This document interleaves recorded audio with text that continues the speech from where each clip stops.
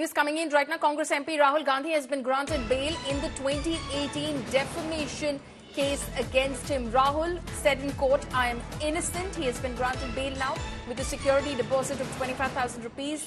Remember, he had referred to Home Minister Shah in a speech in Karnataka as murderer. Objectionable remarks that were made by Rahul Gandhi, for which he faced a defamation case. He's now been granted bail along with a security of 25,000 rupees and a bail bond of 25,000 rupees as well, which will have to be deposited by him. Ashish Srivastava, my colleague, is now joining me live from Sultanpur on this. Ashish, क्या बता सकते हैं court में क्या हुआ?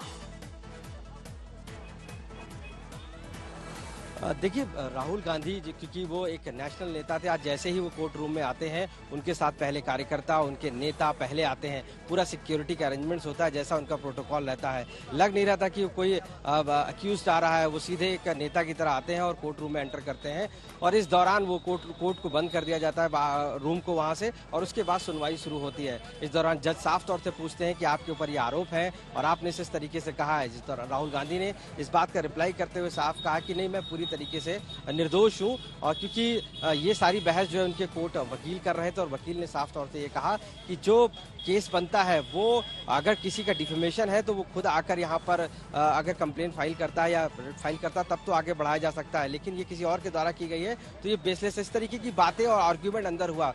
हालांकि चूंकि ये कोर्ट में ऑलरेडी सम्मन जारी किया जा चुका था, इसलिए अब मजबूरन बेल लेनी ही थी और सम्मन जारी करने के बाद एक तरीके से ये सरेंडर हुआ और सरेंडर करने के बाद कोर्ट के अंदर 25-25 हजार के जो बेल बॉन्ड होते हैं वो दाखिल किए गए, जिसके बाद कोर्ट ने राहुल गांधी को बेल दे दी। और बेल देने के बाद अब ये पूरा केस जो है ट्रायल पर आ जाएगा और उसके बाद जब नेक्स्ट हियरिंग होगी तब ये केस ट्रायल पर चलेगा और ये डिसाइड किया जाएगा कि वो इस पूरे मामले पर दोषी है कि नहीं है। तो साफ तौर से आज जिस तरीके से पूरा सिनेरियो क्रिएट हुआ उसमें ये माना जा रहा था कि राहुल गांधी को हो सकता है बेल मिल जाएगी, शुरुआत से ही माना जा रहा था। लेकिन पूरे इस माहौल को लेकर कहीं ना कहीं कांग्रेस के कई कार्यकर्ता अंदर मौजूद थे, कई जो बीजेपी के हैं वो कार्यकर्ता मौजूद थे और इस दौरान जय श्री राम के नारे तक अंदर लगे। तो कहीं ना कहीं ये बेल बॉन्ड 25-25 हजार भरने के बाद जो कांग्रेस के लीडर थे उनके चेहरे पे खुशी भी देखने को मिल चुकी। जब वो बाहर निकल रहे थे और उन्होंने साफ कहा कि हाँ बेल हो गई है और हम बाहर आ गए हैं, तो इस तरीके के बयान भी थे।